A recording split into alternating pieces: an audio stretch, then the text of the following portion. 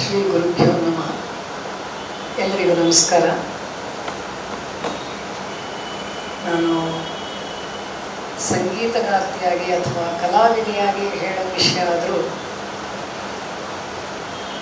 ಜೀವನ ನಡೆಸೋದಕ್ಕೆ ಅಥವಾ ಜೀವನದಲ್ಲಿ ಏಳು ಬೀಳುಗಳನ್ನು ಬ್ಯಾಲೆನ್ಸ್ಡ್ ಆಗಿ ತಗೊಳ್ಳೋದಕ್ಕೆ ಹೇಗಿರಬೇಕು, ಹೇಗೆ ನಡ್ಕೋಬೇಕು, ಹೇಗೆ ಮಾತಾಡಬೇಕು, ಪ್ರತಿಯೊಂದನ್ನು ಅವರಿಂದ ಕಲಿತಿದ್ದೇನೆ. ನಾನು ಸುಮಾರು 10-12 ವರ್ಷಗಳ ಕಾಲ ಅವರೊಂದಿಗಿನ ಆದರ್ಶದಲ್ಲಿ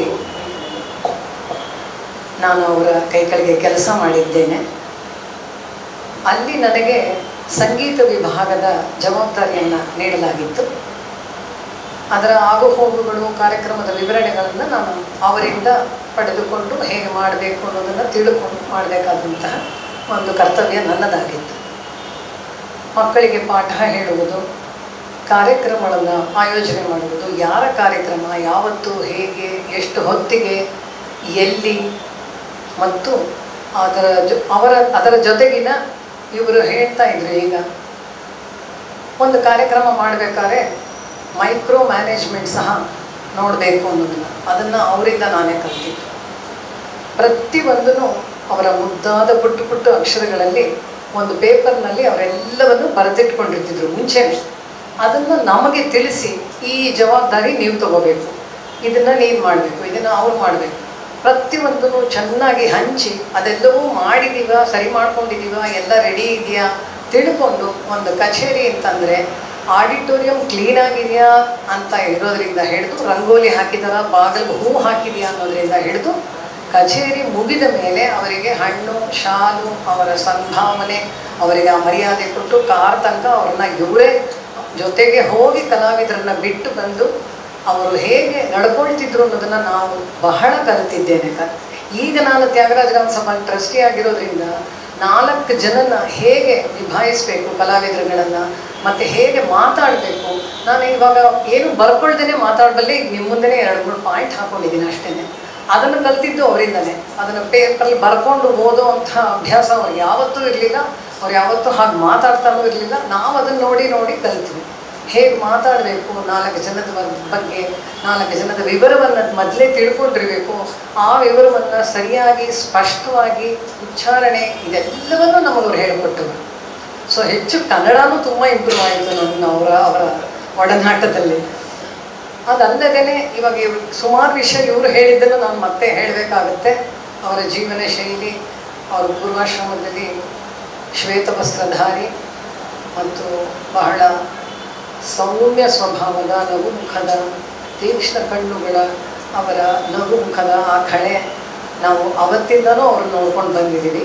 ಇವತ್ತಿಗೂ ಹಾಗೇ ಇದ್ದಾರೆ. ಈಗ ಸನ್ಯಾಸತ್ವ ಸ್ವೀಕರಿಸಿದ್ದಾರೆ, ಅಷ್ಟೇ ವ್ಯತ್ಯಾಸ. ಕೆಲಸವೆಲ್ಲ ಹಾಗೆ ನಡೀತಾ ಇದೆ. ಅಲ್ಲೂ ಅದೇ ಮೈಕ್ರೋ ಮ್ಯಾನೇಜ್ಮೆಂಟು, ಅದು CEO ಪೋಸ್ಟಲ್ಲಿದ್ದಂಗೆ ಅವರು ನಮಗೆ ಹೆಸರಿಗೆ ಅವ್ರಿಗೆ ರಿಜಿಸ್ಟ್ರಾರ್ ಅಂತ ಒಂದು ಪೋಸ್ಟ್ ಕೊಟ್ಟಿದ್ದರು ಅಷ್ಟೇ. ಬಟ್ ಅವರು ಎಲ್ಲವನ್ನೂ ಅಲ್ಲಿ ಮ್ಯಾನೇಜ್ ಮಾಡ್ತಾಯಿದ್ರು. ಆ್ಯಂಡ್ ಎಲ್ಲರ ಜೊತೆನೂ, ಚಿಕ್ಕವರಾಗಲಿ ದೊಡ್ಡವರಾಗಲಿ ಹಿರಿಯರಾಗಲಿ ಎಲ್ಲರ ಜೊತೆನೂ ಒಂದೇ ಸಮನಾಗಿ ಅವರು ಮರ್ಯಾದೆ ಕೊಟ್ಟು ಮಾತಾಡ್ತಾಯಿದ್ರು. ಯಾರನ್ನೂ ಕೀಳಾಗಿ ನೋಡ್ತಿರ್ಲಿಲ್ಲ. ನಾನು ಅವ್ರು ಕೋಪ ಮಾಡ್ಕೊಂಡಿದ್ದೆ ನೋಡಿಲ್ಲ. ಈಗ ನಾನು ಹೇಳ್ತಾ ಇದ್ದೆ, ಒಂದು 5% 10% ಇತ್ತಿತ್ತೇನೋ ನಿಮಗೆ ಹಿಂದೆ, ಈಗ ಅದೂ ಇಲ್ಲ ಅನಿಸುತ್ತೆ ನಿಮ್ಮನ್ನು ನೋಡಿದ್ರೆ ಅಂತ. ಯಾಕೆಂದರೆ ನಾವೆಲ್ಲ ಸಾಮಾನ್ಯ ಮನುಷ್ಯರು, ಕೋಪ ತುಂಬ ಬೇಗ ಬರುತ್ತೆ ನಮಗೆ. ಹಾಗಾಗಿ ಅದನ್ನು ಅವರನ್ನು ನೋಡಿ ನಾವು ಸಹನೆಯನ್ನು ಸಾಕಷ್ಟು ಕಲ್ತಿದ್ದೇವೆ ಜೀವನದಲ್ಲಿ. ಮತ್ತು ಅವರ ಪೂರ್ವಾಶ್ರಮದಲ್ಲಿ ಅವರ ಕುಟುಂಬದವರೆಲ್ಲರೂ ನನಗೆ ಪರಿಚಯವೇ.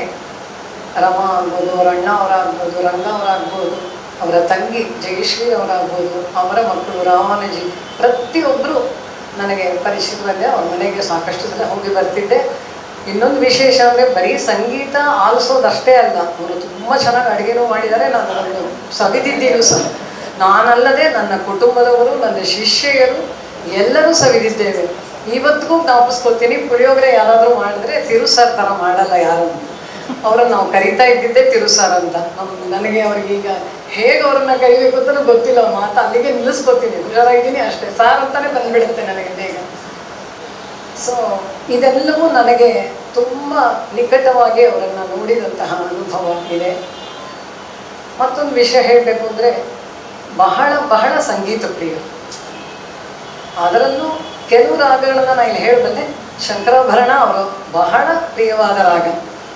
ಮೋಹನ, ಕಲ್ಯಾಣಿ, ಸಿಂಧು ಭೈರವಿ, ಈ ರಾಗಗಳನ್ನು ಅವ್ರು ತುಂಬ ಎಂಜಾಯ್ ಮಾಡ್ತಾಯಿದ್ರು. ತುಂಬ ಒಬ್ಬರೇ ಅವ್ರದ್ದೊಂದು ಜಾಗ ಇತ್ತು ನಮ್ಮ ಆದರ್ಶ ಭವನದ ಆಡಿಟೋರಿಯಮಲ್ಲಿ. ಅಲ್ಲೇ ಕೂತ್ಕೋತಾ ಇದ್ರು, ಯಾರ ಜೊತೆನೂ ಮಾತಾಡ್ತಿಲ್ಲ. ಸಂಗೀತ ಯಾರದ್ದೇ ಆಗಲಿ ಕಚೇರಿ ಪೂರ್ತಿ ಆಗೋ ತನಕ ಕಣ್ಣು ಮುಚ್ಚಿ ಕೇಳ್ತಾ ಇದ್ರು. No disturbance. ನಾವು ಯಾರು 2 ಸಲ ಓಡಾಡಿದ್ರೆ 1 ಸಲ ನೋಡೋರು ಅಷ್ಟೇ. ಅಲ್ಲಿ ಕೂತ್ಕೋಬೇಕು ನಾವು ಅಷ್ಟೇ, ಓಡಾಡೋ ಹಾಗಿಲ್ಲ. ಯಾಕೆಂದರೆ ಮುಂಚೆನೇ ಎಲ್ಲ ಕಾರ್ಯಕ್ರಮದ ವಿವರಣೆ ನಮಗೆ ಕೊಟ್ಟು ಜವಾಬ್ದಾರಿ ಕೊಟ್ಟಿದ್ರಿಂದ ಯಾಕೆ ಕನ್ಫ್ಯೂಷನ್ ನಿಮಗೆ? ಮಧ್ಯದಲ್ಲಿ ಯಾಕೆ ಓಡಾಡ್ತೀರಾ? ಪೂರ್ತಿ ಕಾರ್ಯಕ್ರಮ ಆಗೋ ತನಕ ಕೇಳಿ. ಅದು ಮರ್ಯಾದೆ ಕಲಾವಿದರಿಗೆ ಕೊಡುವಂಥದ್ದು. ಮಧ್ಯೆ ಪಕ್ಕದ ಹತ್ರ ಮಾತಾಡೋದು, ಫೋನ್ ತೊಗೊಳೋದು, ಇದೆಲ್ಲ ಅವ್ರಿಗೆ ಯಾವುದೂ ಇಷ್ಟ ಆಗ್ತಿರಲಿಲ್ಲ. ತುಂಬ ಶಿಸ್ತಿನ ಮನುಷ್ಯ ಮತ್ತು ಸಮಯಕ್ಕೆ ತುಂಬ ಪ್ರಾಶಸ್ತ್ಯ ಕೊಟ್ಟಂತಹವರು. ಈಗಲೂ ನಾನು ನೋಡ್ತಾನೆ ಇದ್ದೆ, ಗಡಿಯಾರ 6:30 ಆದ ತಕ್ಷಣ ಅವ್ರು ಸನ್ನೆ ಮಾಡಿದ್ರು, ಶುರು ಮಾಡಿ ಅವ್ರು 6 ಗಂಟೆಗೆ ಇಲ್ಲಿದ್ದರು. ಸೊ ಅವರ ಸಮಯದ ಒಂದು ನಿಭಾವಣೆ ನಮಗೆ ಯಾರಿಗೂ ಬರಲ್ಲ ಅನ್ಕೋತೀನಿ. ಅದಕ್ಕೆ ಎಷ್ಟು ವ್ಯಾಲ್ಯೂ ಅವ್ರು ಕೊಡ್ತಾರೆ ಇವತ್ತಿಗೂ ಈ ವಯಸ್ಸಲ್ಲೂ. ಅದು ನಮಗೆ ಮುಖ್ಯ, ನಾವು ಪಾಲಿಸಬೇಕಾದಂತಹ ವಿಷಯ. ಅದು ಮತ್ತೊಂದು ಅನುಭವ ಅಂದರೆ, ಮತ್ತೆ ಕೆಲವು ವಿಷಯಗಳು ರಿಪೀಟ್ ಆಗಬಹುದು. ನನಗೆ ಅನುಭವದಲ್ಲಿ ಅವರೊಂದಿಗೆ ಮೈಸೂರು ಹೋಗಿದ್ದ ಅನುಭವ. ನಮ್ಮ ಆದರ್ಶ ಸಂಗೀತೋತ್ಸವ ಅಂತ ಮಾಡ್ತಾ ಇದ್ವಿ. ಆ ಸಂಗೀತೋತ್ಸವಕ್ಕೆ ಅಧ್ಯಕ್ಷರನ್ನು ಒಬ್ಬರನ್ನ ಆರಿಸಿ, ಆ ಸಂಗೀತೋತ್ಸವದ 4 ದಿನ ಅಥವಾ 3 ದಿನ 5 ದಿನ ಎಷ್ಟು ದಿನ ಆರ್ಗನೈಸ್ ಮಾಡ್ತಿದ್ರು ಅಷ್ಟು ದಿನದಲ್ಲೂ ಆ ಅಧ್ಯಕ್ಷರು ಅಲ್ಲಿರಬೇಕು. ಅವರು ಕಚೇರಿ ಕೊಡಬೇಕು, ಎಲ್ಲ ಕಚೇರಿಗಳ ಬಗ್ಗೆ ಮಾತಾಡಬೇಕು ಅನ್ನೋದು ಒಂದು ಪ್ರತೀತಿ ಇತ್ತು. ನಾವು ಅಭ್ಯಾಸವೂ ಇತ್ತು. ಅದಕ್ಕೆ ಆದರ್ಶ ಪಾಲಿಸ್ಕೊಂಡ್ಬರ್ತಿದ್ವಿ. ಒಂದು ಸಾರಿ ವಿದ್ವಾನ್ ದೇಶಿಕಾಚಾರ್ಯ ಕೊಳಲು ನುಡಿಸ್ತಾ ಇದ್ರಲ್ಲ, ವೀಣೆ ದೊರೆಸ್ವಾಮಿಗಾರ್ ಅವರ ಬ್ರದರ್, ಅವ್ರನ್ನ ಅಧ್ಯಕ್ಷರನ್ನಾಗಿ ನೇಮಿಸಬೇಕು ಅಂತ ಅವರನ್ನು ಆಹ್ವಾನಿಸೋಸ್ಕರ ಮೈಸೂರಿಗೆ ಹೋಗೋಣಮ್ಮ, ಹಿರಿಯರು ಅಲ್ಲೇ ಹೋಗಿ ಆಹ್ವಾನಿಸಿ ಬರೋಣ ಅಂತ ಹೇಳಿದ್ರು. ಬೆಳಗ್ಗೆ ಸುಮಾರು ಅವ್ರು ವ್ಯಾನ್ ಮಾಡಿದ್ರು. ಒಬ್ಬ ಡ್ರೈವರು, ನಾನು, ಗುರುಗಳು, ಆಮೇಲೆ ಇನ್ನೊಂದಿಬ್ಬರು ಇದ್ದರು. ನಮ್ಗೆ ಯಾರಿದ್ರು ನನ್ನ ಜೊತೆ ನೆನಪಿಲ್ಲ ನನಗೆ. ಒಂದು 4 ಜನ ಇದ್ವಿ ಒಟ್ಟಿನಲ್ಲಿ. ಹೋದ್ವಿ. ಬೆಳಗ್ಗೆ 8-8:30 ಹೊರಟ್ವಿ. ದಾರಿಯಲ್ಲಿ ಹೋಗ್ತಾ, ಇಲ್ಲಿ ತಿಂಡಿ ತಿಂತೀರಾ, ಇಲ್ಲಿ ಕಾಫಿ ಕುಡಿತೀರಾ, ಇಲ್ಲಿ ಎಳ್ನೀರು ತೊಗೋತೀರಾ, ಇಲ್ಲಿ ಸೌತೆಕಾಯಿ ತೊಗೋತೀರಾ, ಆಮೇಲೆ ಅಲ್ಲೇ ಅದೊಂದು ಹೋಟ್ಲಲ್ಲಿ ಸೇರಿ ಊಟ ಮಾಡಿ, ಅದೆಲ್ಲ ಆದಮೇಲೆ ಅವ್ರ ಮನೆಗೆ ಹೋದ್ವಿ. ಸರಿ, ಅವ್ರ ಮನೆಯಲ್ಲಿ ಎಲ್ಲ ಹೇಳಿಬಿಟ್ಟು ಮತ್ತೆ ವಾಪಸ್ ಬರೋವಾಗ ಇಲ್ಲೇನು ತಿಂತೀರಾ, ಮದ್ದು ರೊಟ್ಟಿ ತಿಂತೀರಾ, ಇನ್ನೊಂದು ತಿಂತೀರಾ, ಎಲ್ಲ ಕೇಳಿ ಕೇಳಿ ಕೇಳಿ ನಮಗೆ ಉಣಬಡಿಸ್ತಾ ಇದ್ರೆ ಹೊರತು ಆ ಮನುಷ್ಯ ಬೆಳಗ್ಗೆ 8ರಿಂದ 6 ಗಂಟೆ ತನಕ ಒಂದು ತೊಟ್ಟು ನೀರು ಸಹ ಸೇರಿಸಲಿ. ಇಂತಹ ಒಂದು ಶಿಸ್ತಿದೆಯಲ್ಲ, ಸಾಮಾನ್ಯ ಮನುಷ್ಯರಿಗಂತೂ ಸಾಧ್ಯವಿಲ್ಲ. ನಾವು ಅವ್ರು ಏನೇನು ಹೇಳ್ತಾರೋ ಎಲ್ಲ ತಿಂದಿದ್ದೀವಿ, ಎಲ್ಲ ಕೊಡ್ತೀವಿ. ಅವ್ರು ಕೊಡಿಸ್ತಾ ಇದ್ರು, ನಾವು ತಿಂತಾ ಇದ್ವಿ, ಅಷ್ಟೇ ನಮಗೆ ಗೊತ್ತಿರೋದು. ಅವರು ಮಾತ್ರ ಸಂಜೆ ಮನೆಗೆ ಬಂದು ಸ್ನಾನ ಮಾಡಿ ಸಂಧ್ಯಾವನೆ ಮುಗಿಸಿ, ಅವರ ಸೋದರತ್ತೆ ಒಬ್ಬರಿದ್ರು, ಅವರು ಅಗ್ಗಿಷ್ಟಿಗೆಯಲ್ಲಿ ಮಡಿಲಿ ಅಡುಗೆ ಮಾಡಿ ಹಾಕಿದ್ರೆ ಊಟ. ಅವರೇನಾದ್ರು ಹುಷಾರಿಲ್ಲದೆ ಮಲಗಿದ್ರೆ ಒಂದೊಂದ್ಸರಿ ಇವರೇ ಮಾಡ್ಕೊಂಡ್ರು, ಇಲ್ಲ ಬೇಡಮ್ಮ ಹಾಗೆ ಮಲಗಿದ್ದು ಉಂಟು. ಅದನ್ನು ಹೇಳೋರು, ಏನು ತಿಂದ್ರಿ ಸರ್ ಸಾಯಂಕಾಲ ರಾತ್ರಿ ಅಂತ ಕೇಳಿದ್ರೆ, ಇಲ್ಲಮ್ಮ ಏನೋ ತೊಂದರೆ ಆಯಿತು, ಹಾಗೆ ಮಾಡ್ಕೊಳಕ್ಕಾಗಿಲ್ಲ, ಇವಾಗ ಹೋಗ್ತೀನಿ ಮಧ್ಯಾಹ್ನ ಮಾಡ್ಕೊಂಡು ತಗೊಳ್ತೀನಿ. ಅಷ್ಟು ಸ್ಟ್ರಿಕ್ಟಾಗಿ ಅವರು ಅವರ ಆಹಾರ ಪದ್ಧತಿ ಆಗ್ಬೋದು ಎಲ್ಲವನ್ನು ಬಹಳ ಶಿಸ್ತಿನಿಂದ, ನಾನು ತುಂಬ ಹತ್ತಿರದಿಂದ ಅವ್ರ ಮನೇಲಿ ಅವರು ಇದ್ದಿದ್ದ ರೀತಿ ನೋಡಿದ್ದೀನಿ. ಅದಕ್ಕೆ ನಿಜಕ್ಕೂ ನಾನು ಇವರೊಬ್ಬರೇ ಅನಿಸುತ್ತೆ ನಾನು ನೋಡಿ ಇಷ್ಟು ಜನದಲ್ಲಿ, ನನ್ನ ಜೀವನದ ಅನುಭವದಲ್ಲಿ ಯಾರೂ ಮಾಡಿ ಬಾಯಲ್ಲಿ ಉಪವಾಸ ಮಾಡ್ತೀವಿ ಅಂತ ಹೇಳ್ತಾರೆ, ಮನೇಲಿ ತಿನ್ಕೊಂಡು ಬಂದಿರೋರು ತುಂಬ ಜನ ಹಾಗೆ ಮಾಡಿ. ಆದರೆ ಇವರು ಹೇಗೆ ನಡ್ಕೋತಿದ್ರು, ಬಾಯಲ್ಲಿ ಏನು ಹೇಳ್ತಿದ್ರು ಅದನ್ನೇ ಮಾಡ್ತಾಯಿದ್ರು. ಆ ವಿಷಯದಲ್ಲಿ ಮಾತ್ರ ನಾನು ನೋಡಿರೋದ್ರಲ್ಲಿ ಇವರೊಬ್ಬರೇ ವ್ಯಕ್ತಿ ಈ ಕಾಲದಲ್ಲಿ, ಇನ್ನು ಯಾರೂ ಇಲ್ಲ ಅಂತ ತುಂಬ ಘಂಟಾಘೋಷವಾಗಿ ಹೇಳ್ಬೋದು. ಇನ್ನು ಈಗಂತೂ ಕೇಳೋದೇ ಬೇಡ. ಸನ್ಯಾಸತ್ವ ಸ್ವೀಕರಣ ಮಾಡೋದಲ್ಲ, ನನಗೆ ಗೊತ್ತಿಲ್ಲ ಅವರ ಆಹಾರ ಪದ್ಧತಿ ಏನಾಗಿದೆ ಅಂತ. ಅದರಿಂದ ಅದೆಲ್ಲ ತುಂಬ ಶಿಸ್ತಿನ ವ್ಯಕ್ತಿ ಅವರು. ಮತ್ತೊಂದು ವಿಷಯ, ನನಗೆ ವೈಯಕ್ತಿಕವಾಗಿ ಸುಮಾರು ವೇದಿಕೆಗಳನ್ನು ಕಲ್ಪಿಸ್ಕೊಟ್ಟಿದ್ದಾರೆ. ಆಮೇಲೆ ಎಂ ನಾರಾಯಣ್ ಅಂತ ಒಬ್ಬರಿದ್ರು, ಅವರ ಮನೆ ದೇವರು ಏನೋ ನನಗೆ ಗೊತ್ತಿಲ್ಲ. ಮಣಿಕರಣಿಕೆಯಲ್ಲಿ ನರಸಿಂಹ ಜಯಂತಿ ಪ್ರಯುಕ್ತ ನಾವು ಹೋಗಿ ಕಚೇರಿ ಮಾಡಿದ್ವಿ. ಅದಕ್ಕೆ ಕಾರಣ ಗುರುಗಳೇ. ಅದಲ್ಲದೆ ಮೇಲುಕೋಟೆಯಲ್ಲಿ ಚಲುವರಾಯ ಸ್ವಾಮಿ ದೇವಸ್ಥಾನದಲ್ಲಿ ಸಾಕಷ್ಟು ಸಲ ಕಚೇರಿ ಮಾಡಿದ್ದೀನಿ. ಮತ್ತು ಪೂತಿನಾರವರ ಕೃತಿಗಳನ್ನು ಅವರು ಅಲ್ಲಿ ನಮ್ಮನ್ನು ಅಲ್ಲಿ ಮೇಲುಕೋಟೆಯಲ್ಲೇ ಒಂದು ವೇದಿಕೆ ಕಲ್ಪಿಸಿದ್ರು. ಆ ವೇದಿಕೆ ನನ್ನ ಕಣ್ಣಿಗೆ ಇವತ್ತಿಗೂ ಕಟ್ಟಿದೆ.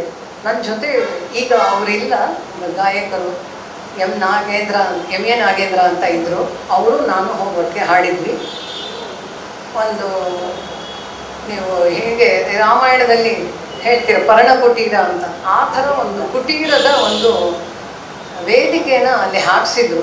ಅದು ಯಾರನ್ನು ಕರೆಸಿ ಹಾಕಿದ್ರು, ಯಾವ ಸಿನಿಮಾ ಸೆಟ್ನವ್ರು ಬಂದು ಹಾಕಿದ್ರೋ ನನಗೆ ಗೊತ್ತಿಲ್ಲ. ಅದು ನಿಜಕ್ಕೂ ಅಷ್ಟು ಅದ್ಭುತವಾಗಿತ್ತು. ಇವತ್ತಿಗೂ ನನಗದು ವೇದಿಕೆ ನೆನಪಿದೆ, ಅಷ್ಟು ಚೆನ್ನಾಗಿ. ಅಲ್ಲಿ ಹೋಗಿ ನನಗೆ ಪುತಿನವರವರ ರಚನೆಗಳನ್ನು ಹಾಡಿದ್ದು ಇವತ್ತಿಗೂ ನೆನಪಿದೆ. ಈ ಎಲ್ಲ ಕಲ್ಪನೆ, ಈ ಎಲ್ಲ ಅವ್ರಿಗೆ ಏನು ಮನಸ್ಸಿಗೆ ಹೀಗಾಗಬೇಕು ಅಂತ ಬರ್ತಿತ್ತು ಅದನ್ನು ಹೇಗೋ ಅವರು ಸಹಕಾರ ಮಾಡ್ತಾಯಿದ್ರು. ಅವರು ಸಹಕಾರ ಮಾಡೋದಕ್ಕೆ ಅವ್ರಿಗೆ ಜನ ಸಹಕಾರ ಕೊಡ್ತಾಯಿದ್ರು. ಅದು ನಡೀತಾ ಇತ್ತು, ನಡೆಸ್ಕೊತಾ ಇತ್ತು. ಆನಂತರದಲ್ಲಿ ಆದರ್ಶ ಆದ ನಂತರ ಅವರು ಇಸ್ಕಾನ್ ಟೆಂಪಲ್ಗೆ ಸೇರಿಕೊಂಡ್ರು. ಅಲ್ಲಿಯೂ ಸಹ ಸಂಗೀತದ ಕಚೇರಿಗಳನ್ನು ಕೃಷ್ಣನಿಗೆ ಗಾಯನದ ರೂಪದಲ್ಲಿ, ಭಕ್ತಿ ರೂಪದಲ್ಲಿ ಅರ್ಪಣೆ ಮಾಡಿದ್ದು ಇವರೇ.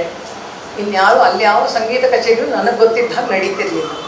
ಇವರು ಹೋದ ನಂತರವೇ ಅಲ್ಲಿಯೂ ನಾನು ಸಾಕಷ್ಟು ಕಚೇರಿಗಳನ್ನು ಮಾಡಿದ್ದೀನಿ. ಬೆಳಗಿನ ಜಾವ 2:30 ಕಚೇರಿ ಮಾಡಿದ್ದೀನಿ, ನೆನಪಿದೆ ನನಗೆ. ಸುಮಾರು ಸರಿ ಹಾಡಿದ್ದೀನಿ ಆ ಕೃಷ್ಣನ ಮುಂದೆ. ಅದೆಲ್ಲದಕ್ಕೂ ಕಾರಣ ನಮ್ಮ ಈಗಿನ ಈ ಗುರುಗಳು. ಅವರು ರಾಷ್ಟ್ರೋತ್ಥಾನ ಪರಿಷತ್ತಲ್ಲಿದ್ದು, ಆನಂತರ ಆದರ್ಶ ಭವನಕ್ಕೆ ಬಂದು, ಆನಂತರದಲ್ಲಿ ಇಸ್ಕಾನ್ನಿಂದ ಇಲ್ಲಿ ಯತಿರಾಜ ಮಠಕ್ಕೆ ಅವರು ಸನ್ಯಾಸತ್ವ ಸ್ವೀಕರಿಸಿ ಗುರುಗಳಾಗಿ ಈಗ ಇಲ್ಲಿ ಇವರು ಹೇಳ್ತಾ ಇದ್ದಿದ್ದು ಲಿಸ್ಟ್ ನೋಡಿದ್ರೆ ನನಗೆ ನಿಜಕ್ಕೂ ಆಶ್ಚರ್ಯ ಆಯಿತು.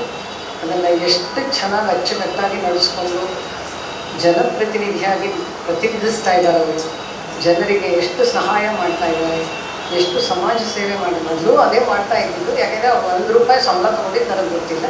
ಅವ್ರ ಪ್ರತಿಯೊಂದು ಕೆಲಸವನ್ನು ನಿಸ್ವಾರ್ಥದಿಂದನೇ ಅವ್ರ ಜೀವನದಲ್ಲಿ ಮಾಡ್ಕೊಂಡ್ಬಂದಿದ್ದಾರೆ, ಇವತ್ತಿಗೂ ಮಾಡ್ತಾ ಇದ್ದಾರೆ.